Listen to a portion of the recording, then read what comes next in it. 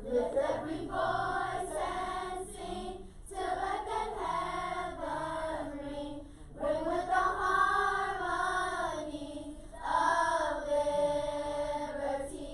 Let our rejoicing. Oh, it's good evening, 6 o'clock. Welcome to the Brentwood Branch Library of the Jacksonville Public Library. My name is Julie McNeil. I'm the Deputy Director for the library, and I'm just here to welcome you. Thank you so much for coming out with us tonight to join us for this great event. And we're so happy to see all the kids here and all of you. And I have the pleasure of welcoming our moderator for this program. Our guest moderator is Mrs. Marsha Dean Phelts. Ms. Phelts attended the Edward Waters College and graduated from Florida A&M University with a BA degree with a major in library science, Yale Library.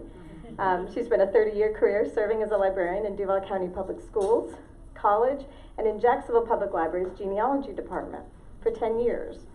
She's the author of American Beach, Florida's first African-American beach. Please join me in welcoming Mrs. Phelts.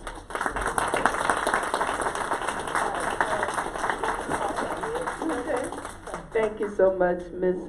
McNeil, and thank you, Sharon Coon, for your inspiration and all that you do for each and every one of us. We would not be here on this stormy evening had it not been for our commitments to you.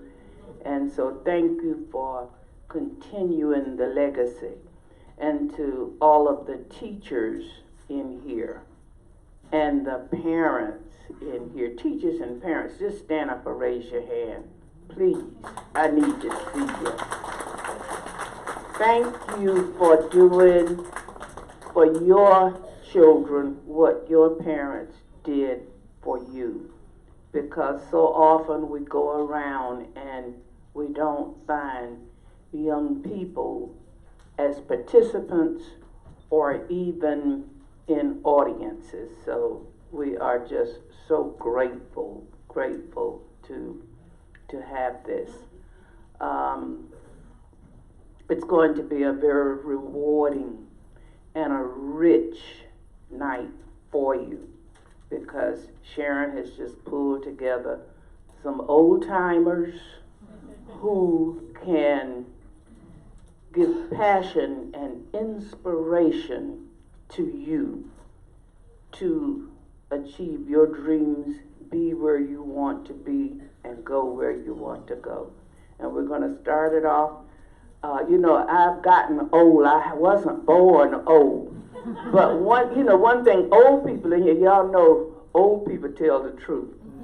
And they say what they want to say. And so right now I want to say, I'm going to introduce to you my senator, Tony Hill.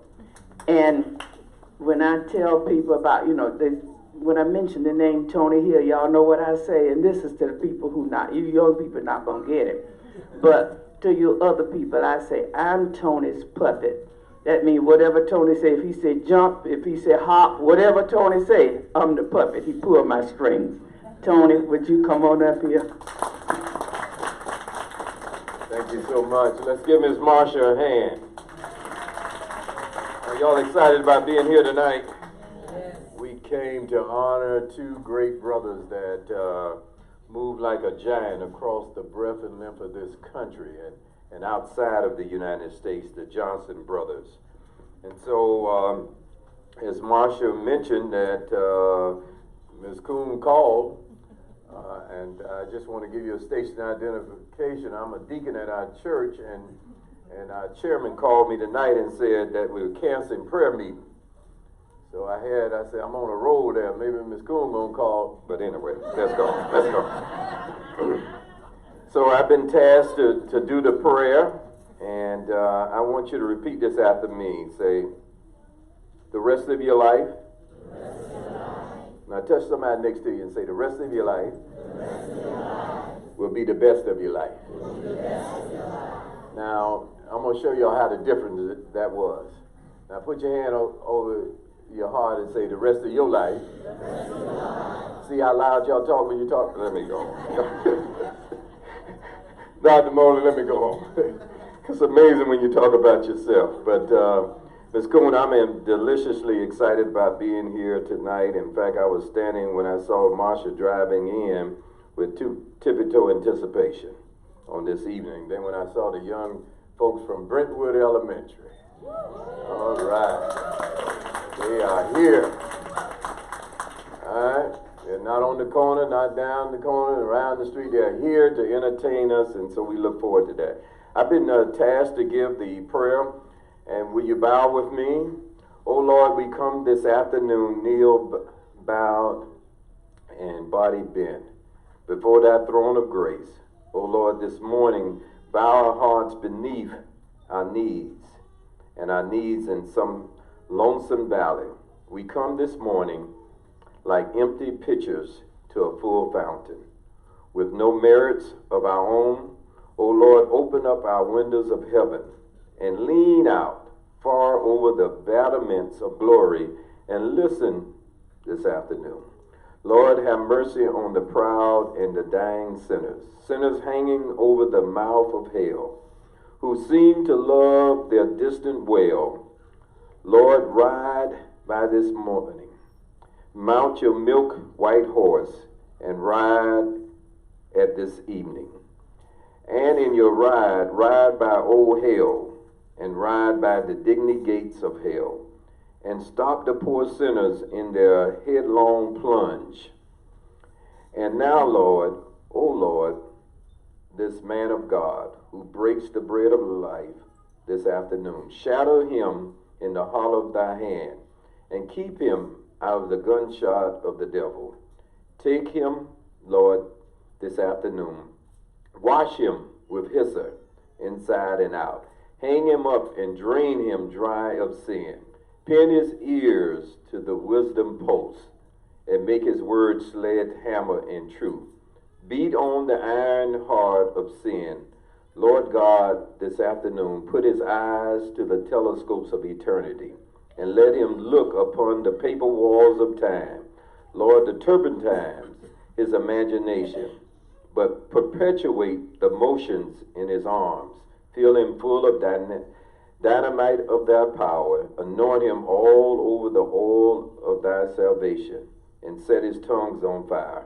And now, O Lord, when I've done drunk my last cup of sorrow, when I've been called everything but a child of God, when I've done traveling up the rough side of the mountain, O Mary's baby, when I start down the steep and slippery steps of death, when this old world begins to rock beneath my feet, lower me to my dusty grave in peace, to wait for that great getting up morning. Amen. This is a prayer that was written by James Weldon Johnson. Thank you so very much.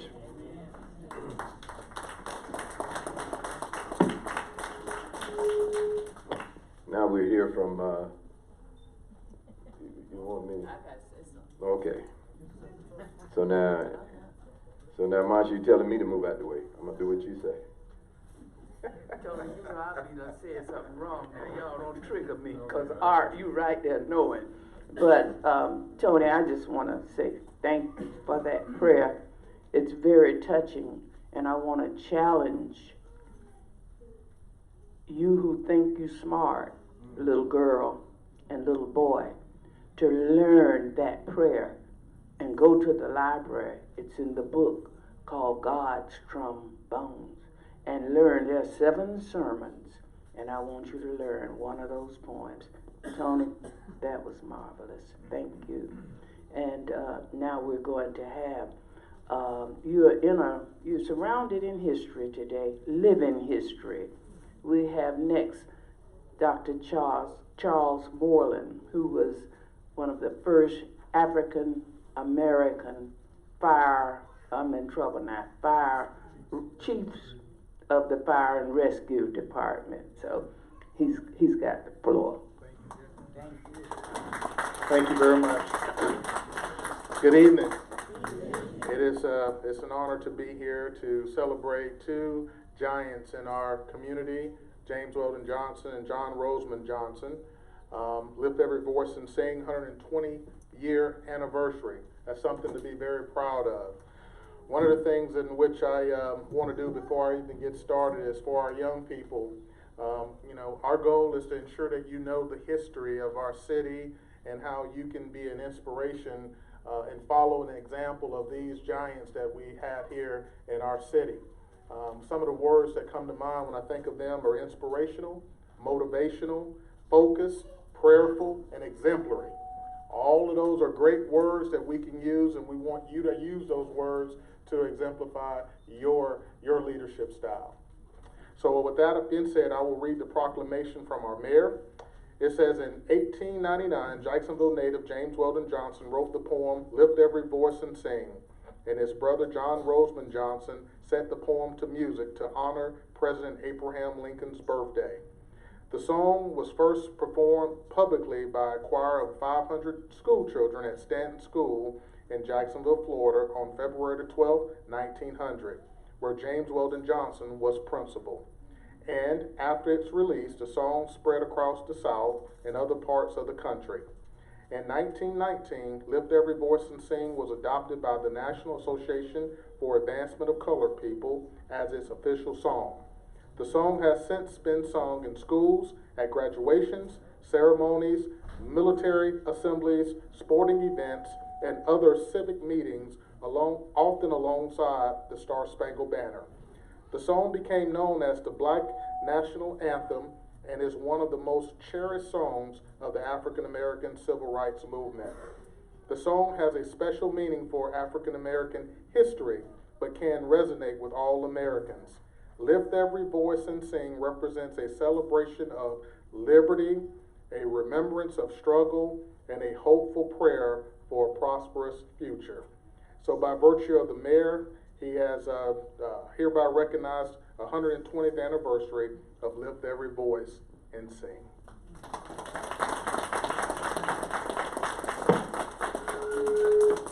So I had that thing, making all know it, I had the proclamation frame. Typically when we do proclamations, it comes in a folder. But because of the historic nature of what we're doing 120 years, obviously I wasn't here 120 years ago, but I know our people went through a hell of a struggle during those times. And we should never forget where we've come from. And we should always remember that so it can help guide us to the direction in which we need to go in. So I put it in the frame because it's my hope that it hangs here for 120 more years and be able to represent what we believe is so important in our community as it relates to our African American history. We're proud of those gentlemen, and we should make sure that they always are represented in a very positive way. Thank God for you. We're going to ask everybody to join around for this picture, please.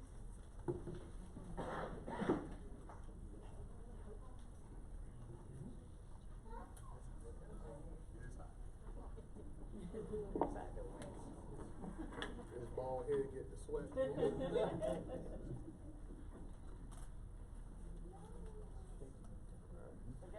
All right.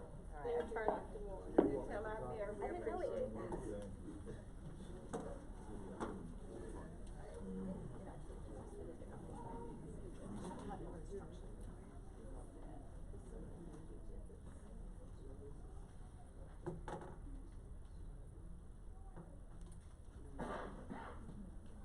As you see, we have the James Weldon Johnson exhibit up on the shelves, and we're going to add this to it. All right. Thank you. Let's give them a hand.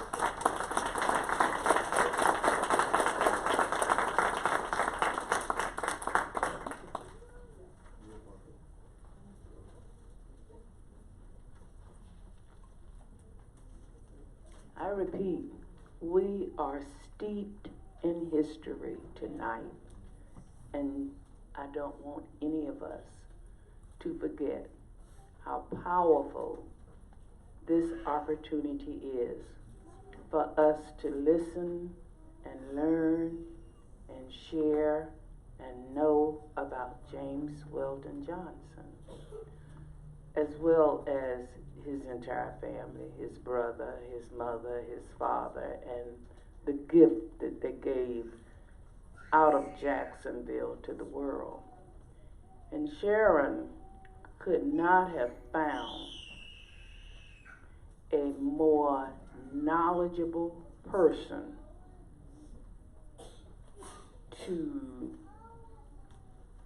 give his insights and knowledge on James Weldon Johnson than the scholar, Dr. Stephen Wright. And she couldn't have found anyone better than Terrance. Terrance is the musician. Terrance is the founder, discoverer of the chamber music players. And you know, some people don't know anything but bebop and hip hop and juke joint stuff. You know, some people really and truly don't know anything about classical music. And here he's teaching a whole city and a whole nation of colored people how to enjoy Bach and Strauss, and name some of the black composers too. George Walker. One name? James Weldon Johnson. Okay. We do a lot of his works. We do James III, and also a connection to the Johnson brothers, Samuel Coleridge Taylor. Okay. Studied with him. All right. Well, you're in for a wonderful evening of knowledge. And as I asked Dr. Wright this question, I want you to answer it too if you're able, but answer it in your head, okay? And outside of the little Brentwood children and their choir directors, the question is, when was the last time you heard the singing of this beautiful national Negro anthem? Lift every voice and sing. And so Dr. Wright's going to start with that and tell us about that, and then bring us on up to date, and not just up to date, but just carry us around Lift Every Voice and Sing, and carry us around James Weldon Johnson. And when you finish hearing both of our panelists, you're going to feel as passionate about James Weldon Johnson as we all do. Dr. Wright.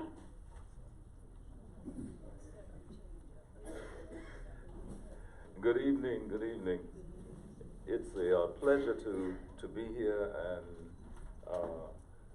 when I received the call from Mrs. Coon, I told her, well, if I may say, Sharon, you know, I don't drive at night. And she said, well, you know, you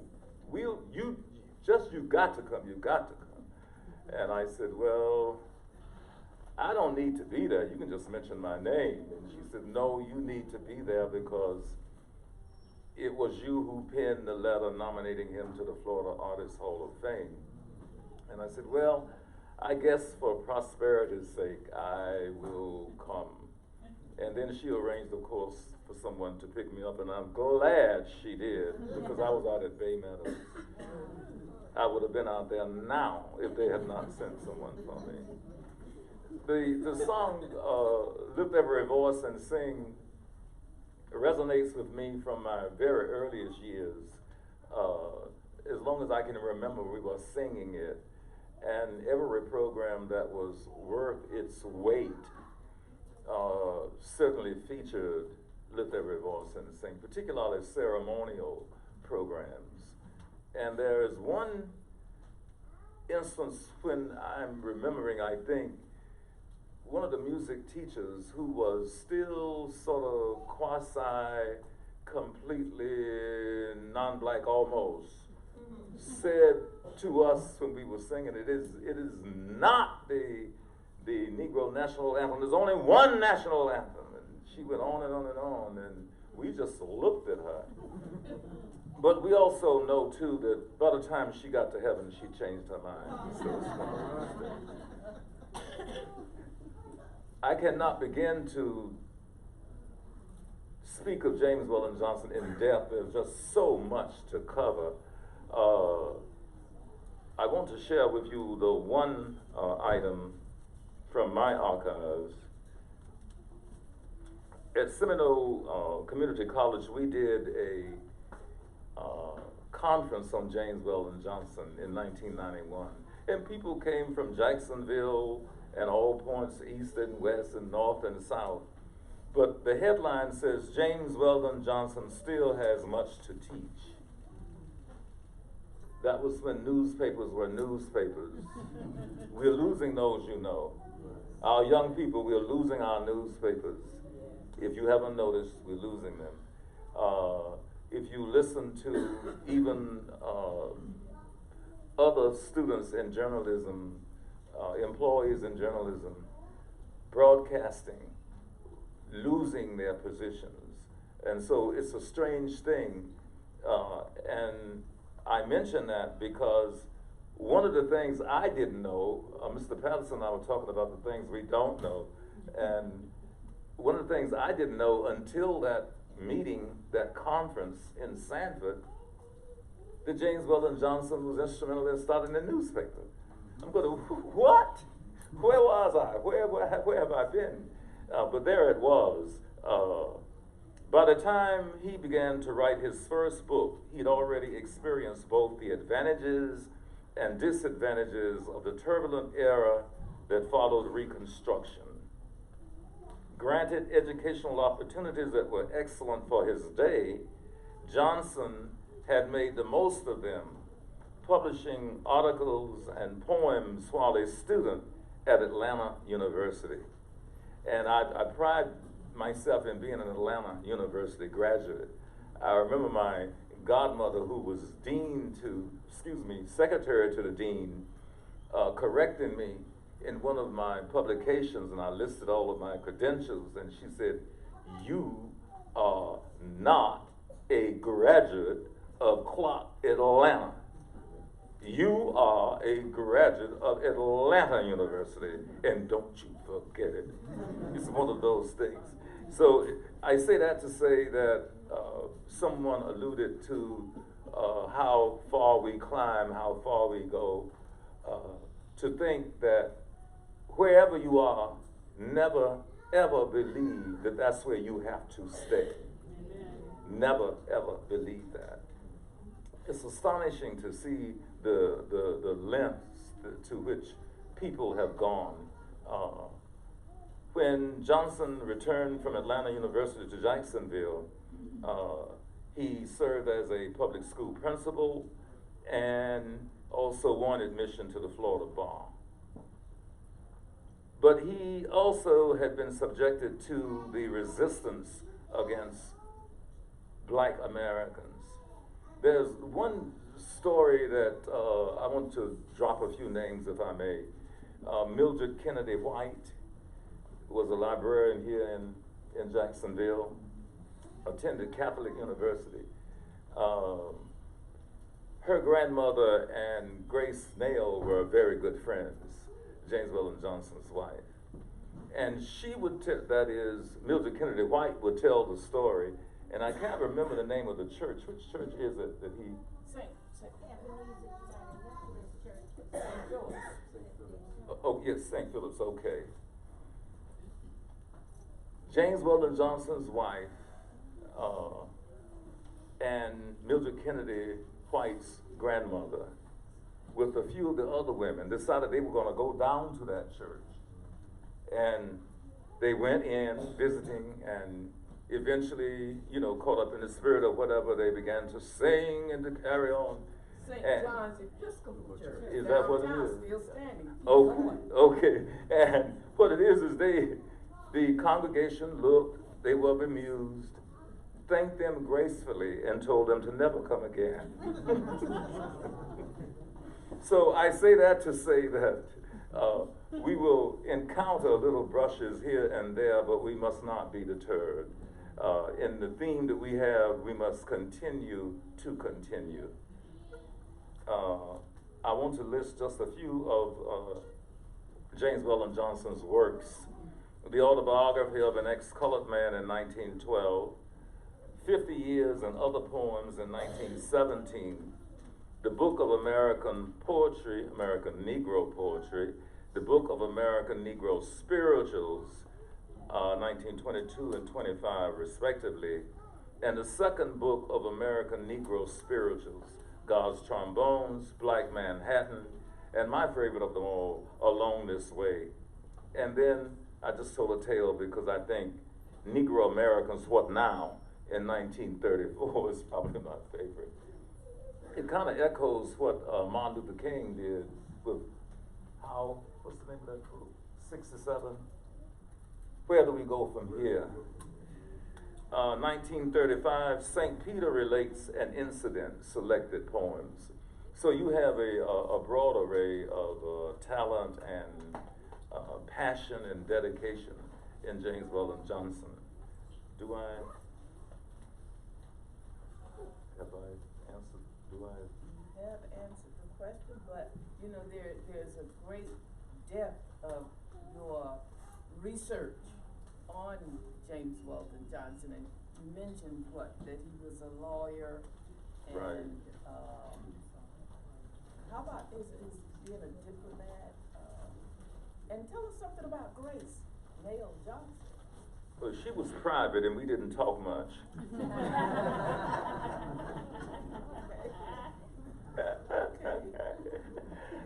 She was a fascinating woman from all I know, but I've not done any actual study on her, except to know that she was a proper lady and all of those things. I'll go to Along This Way and pick out some portions just to talk about some of the things. One of the arguments that any leader, regardless of his or her ethnicity, one of the problems they face is the complaint that they are not enough this or they're not enough that. And when it comes to African American leaders, I don't care how passionate and empowered they are at the beginning, give them a few years, they get watered down.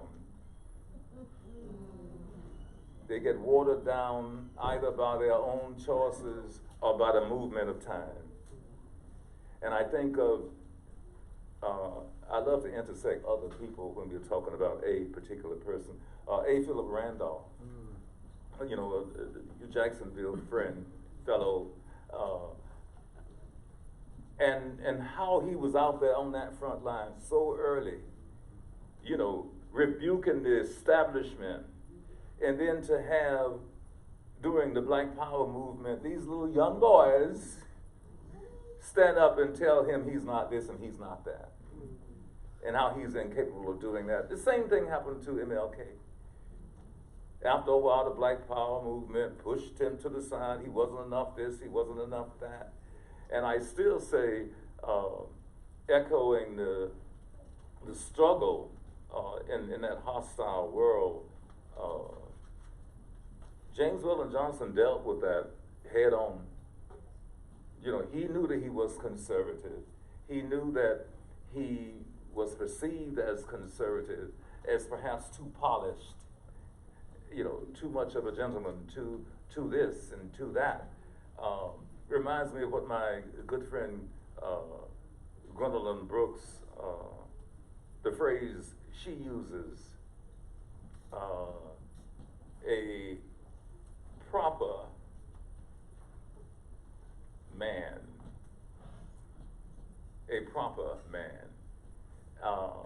and there's nothing wrong with being a proper man and being refined, as long as one maintains his or her vision and the sight that they are setting their hopes on. And that was the way it was with James Weldon Johnson. I'll read this phrase, which was, even so, along this way is often interpreted as courteous, cautious, and conciliatory. In the words of the noted and well-respected Arthur P. Davis out of Howard, this success story is too successful. He's speaking of James Weldon Johnson's biography. Too upward looking, as it's all peaks with very few or no pits of failure and ugliness. In fact, this may be true, but what we gather is that Johnson was a man of rare integrity and suave diplomacy. And so that's how he could move into international affairs and do the things he needed to do. He knew how and when to choose his battles. He knew what to say and when to say it, and he knew how to say it. And he could be fiery. There's evidence of his, standing down hundreds of people in meetings, etc. Is that enough?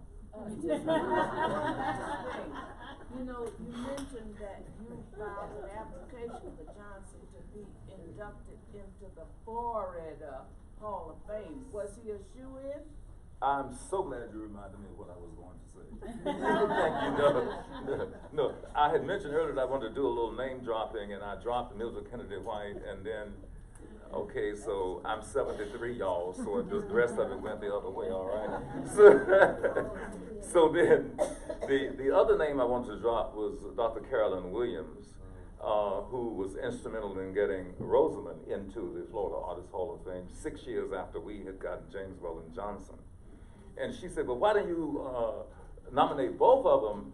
And I'm going, it took us 10 years to get the panel to just understand who he was. They certainly were not going to put two of y'all in there at the same time.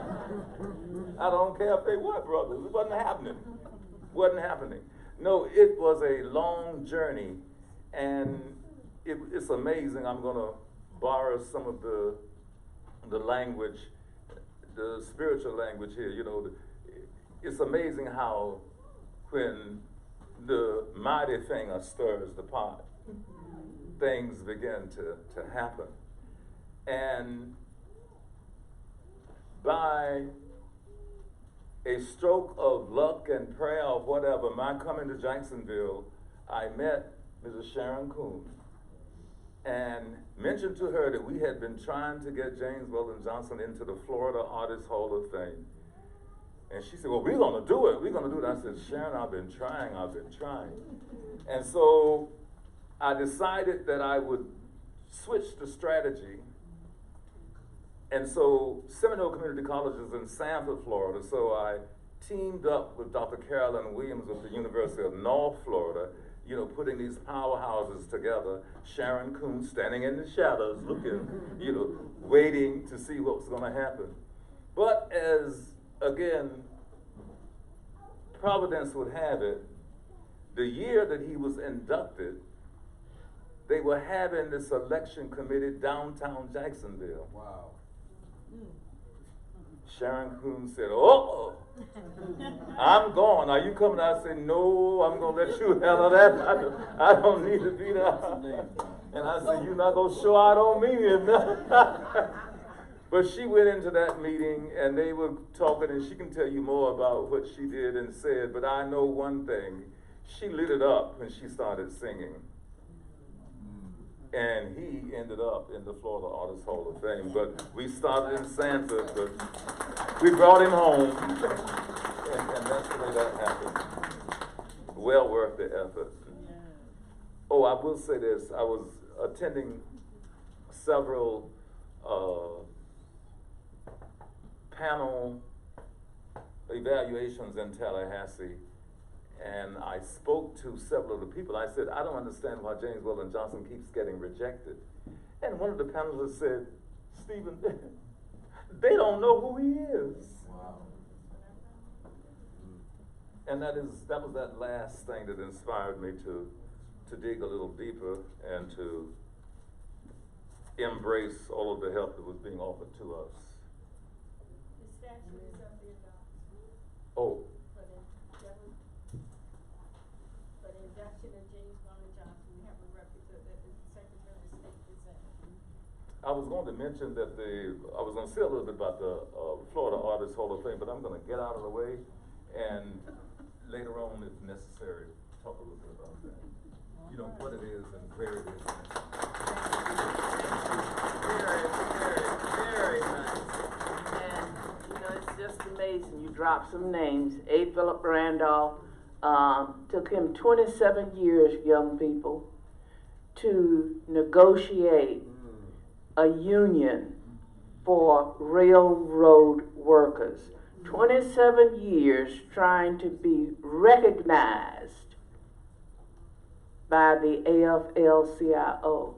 And for James Weldon Johnson, who has accomplished the things, lawyer, teacher, principal, diplomat, musician, on, newspaper editor, born in Jacksonville, and to have achieved the things that he did, still 10 years you got to struggle with your state officials to teach them and for them to learn. So bottom line to you, baby, don't give up. Pursue, pursue, pursue. Don't give up.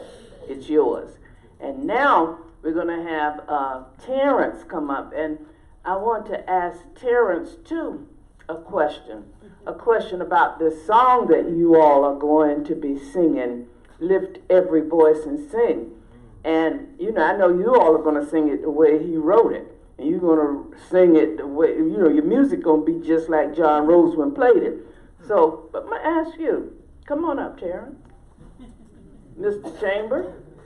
And the song has been around 120 years, and you've probably heard different versions. So let's go sling in there and talk about how you feel about how, you know, about the song.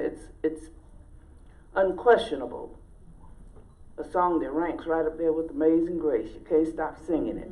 But how do you feel about the different versions? And just tell us why we've been singing that song 120 years. Well, I think why we have been singing it. I think you're right. It is a good question to even begin our conversation. I think it's important to remember that this song was being written at a pivotal time, right when Jim Crow was replacing slavery. And here comes this song, as we all, as Black Americans, were looking for our identity in the world and our family base and what was ours. So I like to start with that. I don't mind people doing different versions of the song. I think it helps get the message, because the words themselves are so incredible. It gets them out there, and it talks about our movement and our growth. So I think it's vitally important that it does go through. Let's say I, as a musician, have sat in an orchestra and played an orchestral version with choir, and done by Roland Carter, another incredible Black composer, down to witnessing Beyonce do it at a show. So those type of relevant versions of it, I think, and all that are in between, are really important. And I'm thinking, as you were asking the question of why people don't know, it reminds me as a Black musician, and looking at these incredible brothers and what they did in the 1800s, which it still blows my mind, because the brother, Rosamond Johnson, left Jacksonville to go to the New England Conservatory of Music. And already, you think of the period of when he went to school in the 19th century, and I'll go and I'll tell my own interesting background to kind of parallel that same idea. And it'll also go to parenting, because at age 4 they began to study piano. Now that's not a lot of things in our homes as a general thing. Possibly in some of ours, because we were being taught because we served the church. But for him to do that and go to the level from Jacksonville, which was difficult for me in 1985, when I went from Raines High School to the Peabody Conservatory, which had 7 Black people at that time in the entire school. So I can't imagine, you know, Rosamond Johnson doing that, almost 100 years earlier. You know, the dedication, the work that it took. There was no path saying, oh, there's a Black scholarship. If you were on a level, you were not on a level. And when I think even at the school, who else he went to New England Conservatory, which is going to take me to my idea that music is behind all movements. Coretta Scott King is there studying voice and violin, where she meets her husband, who was at Boston Conservatory, Martin Luther King, and married. So as she did, when her husband, Martin Luther King, was set about to do his work, she did what was called freedom concerts that raised money for them to do all that they need to do. She raised a lot of money doing freedom concerts. And now we have James Weldon Johnson with his poetry been done by his brother, and how music yet again has set our black community on a different path. I like that. So, as a musician.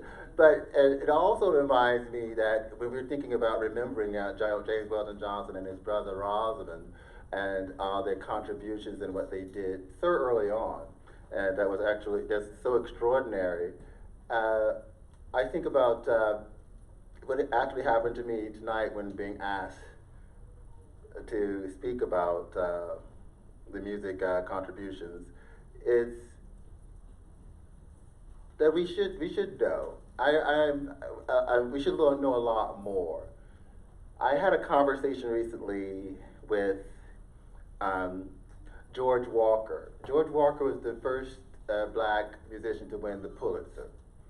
And he came as the Ritz Chamber Players' second composer in residence. So we had to spend all this time with this great icon in our minds of American history that was standing before me.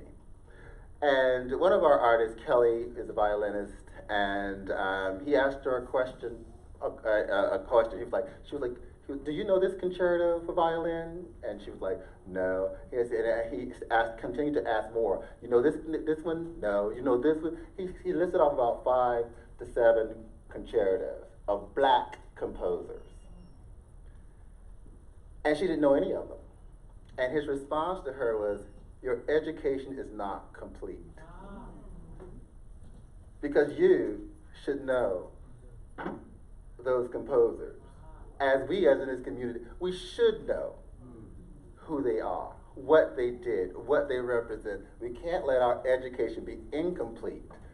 Because as he was saying to her, because she stood back, she was like, wait a minute, I went to the Eastman School of Music like you did. But her point was, yeah, she's studying all these major, the Tchaikovsky, the Mendelssohn Concerto, the Bach pieces, but no one was teaching her these great works of our native Johnson brothers. And of course, at the time when they were writing over 200 songs, and they were at one time one of the largest selling songwriters during the time in New York and on Broadway. So it is definitely something that we should have more knowledge about generally, and more or less, more than anyone for us here in Jacksonville. And I always I'm not as great as Ms. Coon and our esteemed panel here, and they're so brilliant and all these doctorates and these things behind them. I'm just a lowly musician because I don't have the education like them to do much more. I can just play the clarinet, and that's about it. Telling y'all a story. But with the Ritz Chamber Players, which did our Philadelphia debut about 2 weeks ago, on the Philadelphia Chamber Music Society, this is hoity-toity series, and they presented us on it. But what happened was that I got this note from the Kimmel Center where we were going to be performing, and they asked, would you mind giving us your thoughts on Black History Month? Because we put these things up around, and we do social media of black musicians around the center And she sent me one that they've done, and I was like, oh sure, I don't mind. And it took me forever because again, I can't write beautifully as our esteemed colleague, especially Dr. Wright. I can't write like that, and our other author right here. So I was like, I agonized over it. I stole half of it, but I want to read it. It's not to self-gratify, but I wanted to make a different point because the Ritz Chamber players, even though we play a lot of places, we are Jacksonville based.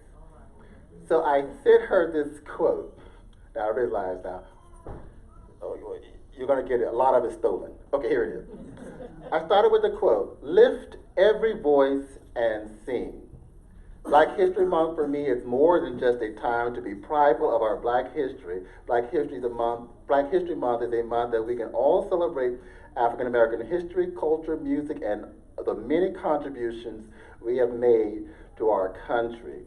It is a time we become aware of what it took for African Americans to reach this point and for us to look forward with great anticipation of our further continuous growth.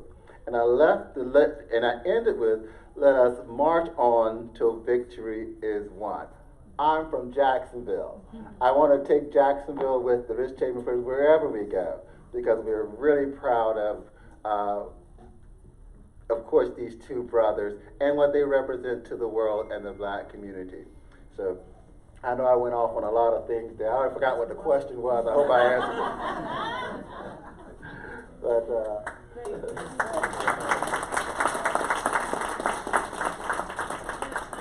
Mamas and daddies and teachers, y'all got some of the best children. And the audience has observed their behavior. And the children in the audience, you all are wonderful too. But this makes us feel real good to see your behavior in a situation that you are in, and this is wonderful. Everybody standing as we celebrate James Weldon Johnson and Rosamond Johnson. Lift every voice and sing till earth and heaven ring.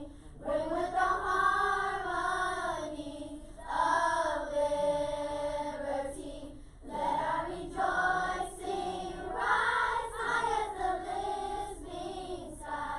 Let it resound loud as the rolling sea. Everybody lift every voice and sing. Come on. Till earth and heaven ring.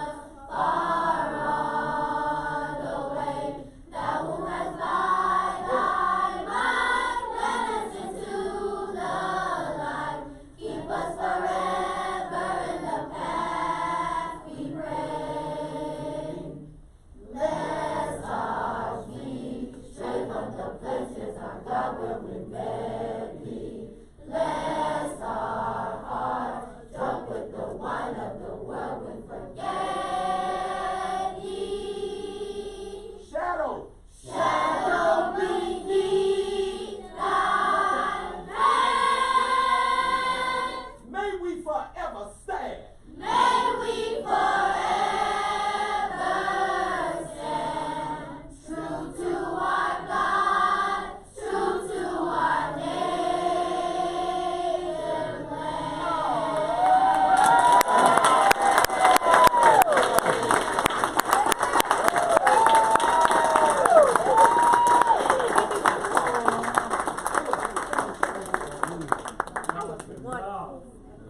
That was wonderful. What they doing?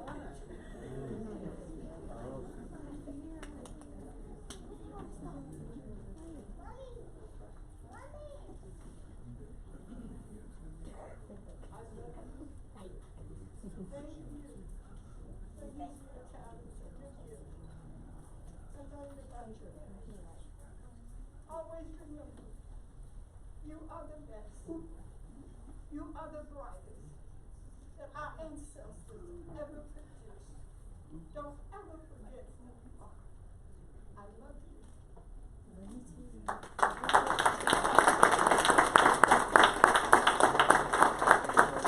I feel that that was a balm, B-A-L-M, a balm in Gilead. Try to remember that, children.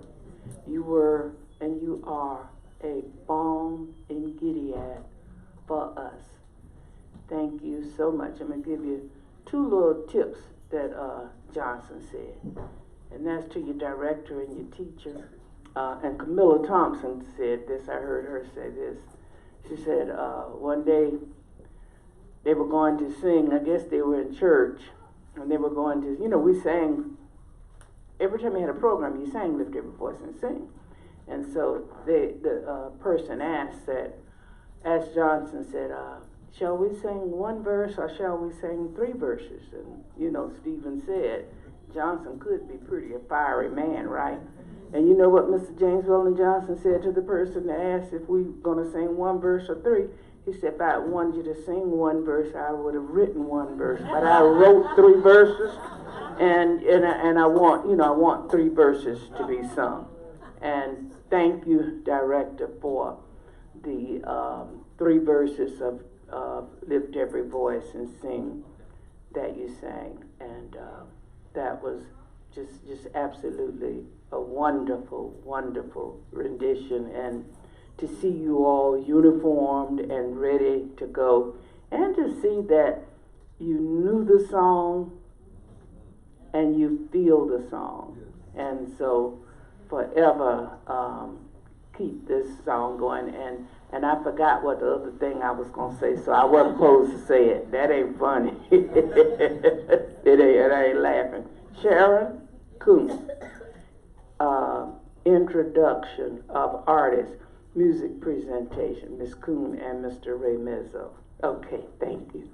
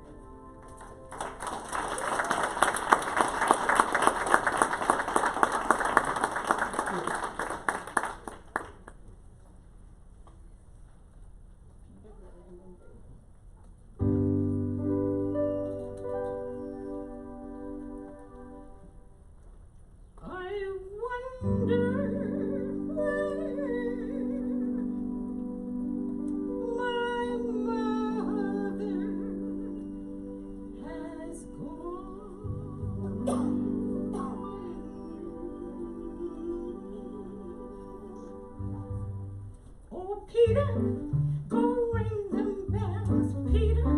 Go ring them bells, Peter. Go ring them bells. I heard from heaven today. Oh, I wonder where my mother is gone. I wonder where my mother is gone. I wonder where my mother is gone. I heard from heaven today. And I wonder where Sister Mary is gone. I wonder where Sister Mary has gone. I wonder where Sister Mary has gone. You know, I heard from heaven today. I heard from heaven today. I heard from heaven today. I thank God and I thank you too. I heard from heaven today. Oh, Peter, go ring them bells, Peter. Go ring them bells, Peter. Go ring them bells. I heard from heaven today. Oh, Peter, go ring them bells, Peter. Go ring them bells, Peter. Go ring them bells. I heard from heaven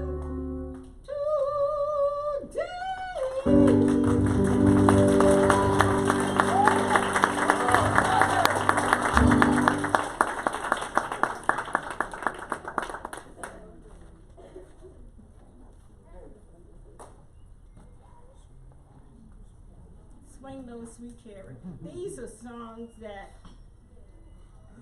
our people sung, and they told stories. They were given instruction through the song. When oppression would come upon them, this is their way of expressing themselves. So I say this to you. When you have a rough day, put a song in your heart. And it works for me, and it'll work for you too. So this other song you're familiar with, Swing Low, Sweet Cherry, one of my favorites.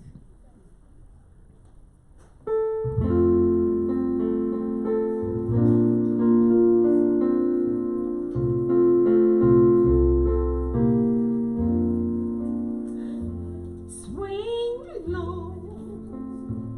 sweet chariot,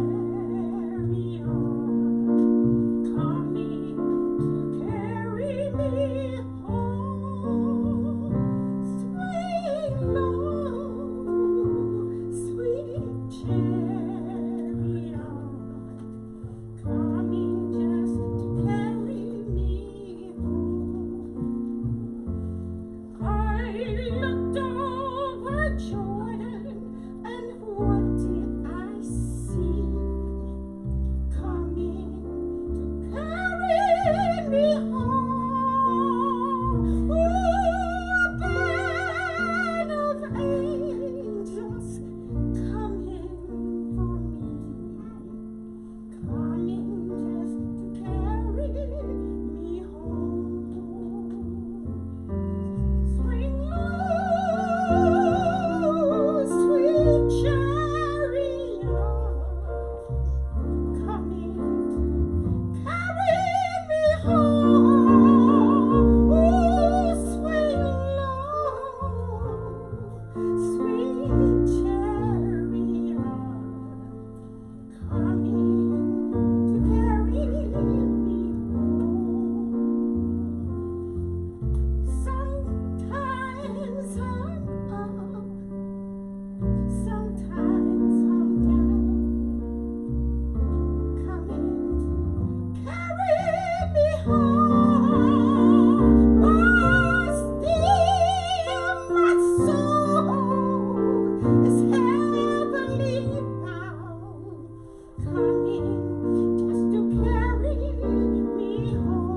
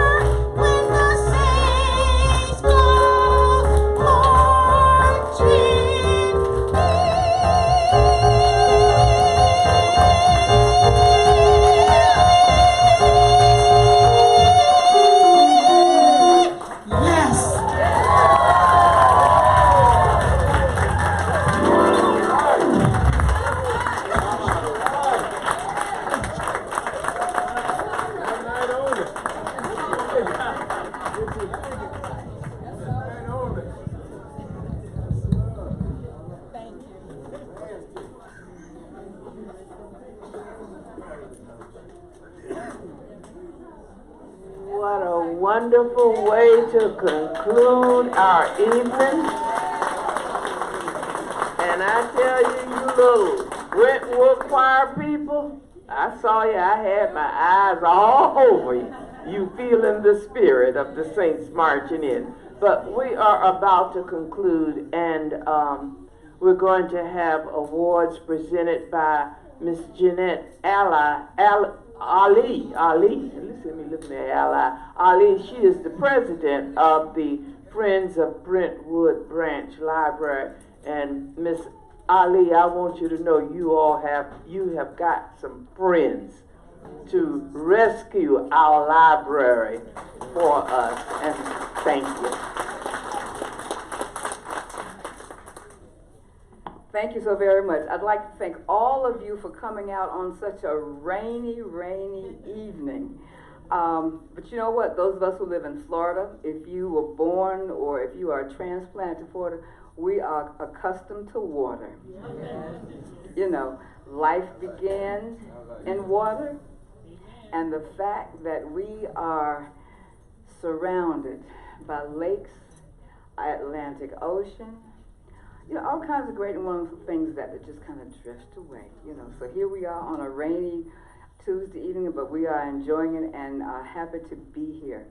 At this time, I'd like to say thank you to all of you, first of all, for coming out and joining us this evening for our commemoration of the 120th anniversary of the writing of Lift Every Voice and Sing by two Jacksonville natives. We really thank you for coming out. We'd like to also thank our guests, especially for coming, and some of our guests that traveled a long distance to be here. And we really would like to say thank you and really appreciate your commitment to this effort. I'd like to present some awards here, and some have been presented prior to this event, so I'm not going to call the names I'm not going to do the presentations for everyone because some have been presented prior to this because of the sake of time. But I'd like to call their names: Ms. Marsha Dean Phelts, Senator Tony Hill, Dr. Charles Moreland, Dr. Stephen Caldwell Wright, Mr. Terrance Patterson, Ms. Sharon Coon, Mr. Ray Mezo. I'd like to also definitely thank the Brentwood Children's Choir. Please give them another round of applause. I'd also like to thank the Brentwood Library staff and the staff of the Jacksonville Public Library.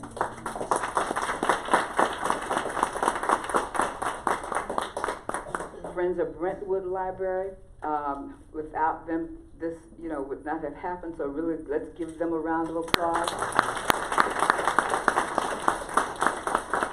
I see some other Friends members who are members of Friends, different groups of Friends in Jacksonville from some of the various libraries, so we appreciate you coming to be with us. I can just wave at us, and we'd like to know who we're here. Yeah, Margaret, you here? Yes. Yes, so we really thank you. Zoe, yes, thank you so much for all of you coming. At this time, though, I'd like to thank those people. There are some people that did not get their presentations done earlier, so I'd like to ask the representatives from Lily of the Valley. Please come forward. These ladies greeted you at the door. We really appreciate them coming out. And the certificates, all the certificates, your other member, the certificate said the Friends of Brentwood Public Library Incorporated, a certificate of appreciation presented to, and this says Lily of the Valley, which was relative to everyone's certificate. Thank you for participating and supporting the 120th anniversary of Lift Every Voice and Sing. Our theme was how far we have come and how we must continue to continue. Our topic was Johnson Brothers, Men of Letters and Music. Signed the 25th day of February 2020, Matriarch Sharon Coon, founder, Jeanette Ali, president. Thank you so much for participating and coming to be with us.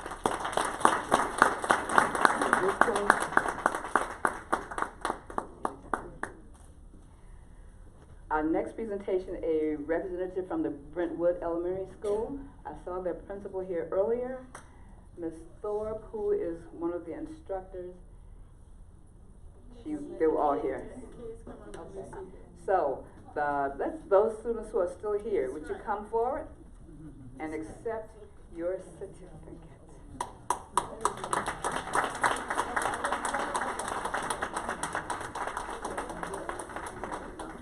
I will come to you.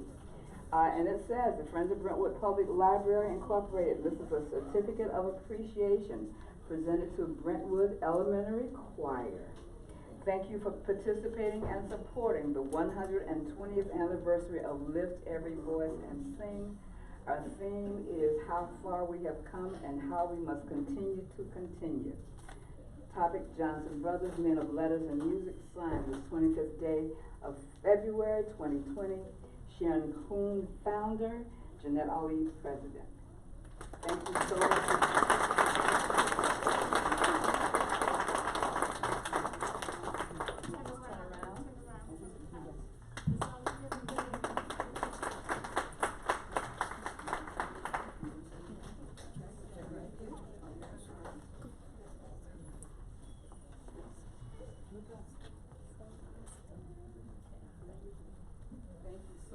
Very much.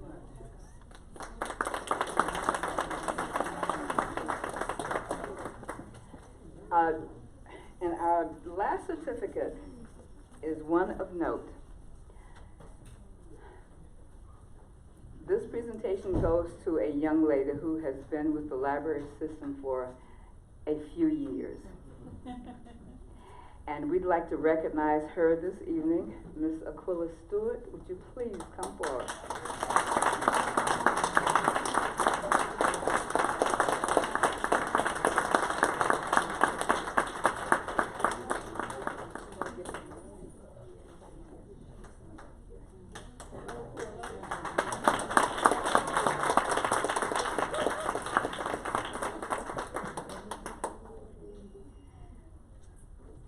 So, hers is going to read it a little bit differently because those of you who are accustomed to coming to the Brentwood Library, and I'm sure you are familiar with seeing her face. Well, she says she's retiring, and Thursday is her last day. Yes, I said it a little louder. We are hating to see you go, but I know you will be visiting us. I know you'll be around. I know we will continue to see you.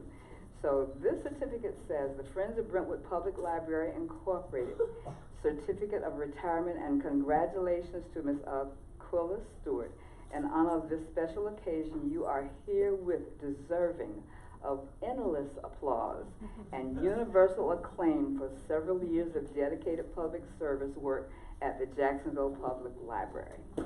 Signed, Sharon, Coon, founder, Jeanette, President, Friends of Brentwood, this 25th day of February 2020.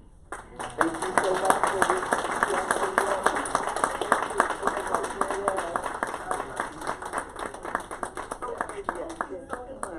you. Thank you. Yes. Okay. Like I said, the previous certificates, the names that I mentioned have already been presented their certificates, but they will get them before they leave. So thank all of you for coming, and I'll turn it over to Ms. Coon. To God be the glory for the things He has done. Because of the essence of time, I like to start when we say we're going to start and end when we say we're going to end. But today, we could not have done this without us working together in unity. One thing I learned from my son, he said, Mama, he said, in order to have unity in the community, you have to work together as a team. He said, you can't even spell the word community without the word unity. So without unity, we have no what? Community. So let's all work together. As my pastor always said, we're better together than we are apart. And thank my friend, Chris, all of you, for taking the pictures. We greatly appreciate everything that you have done. And I want you to know we have a nice slave reception menu for you. We took the heritage all the way to the table. Because during that time, sometime in the 19th century, Booker T. Washington wrote in his book, sometimes only thing they had for breakfast was a piece of cornbread.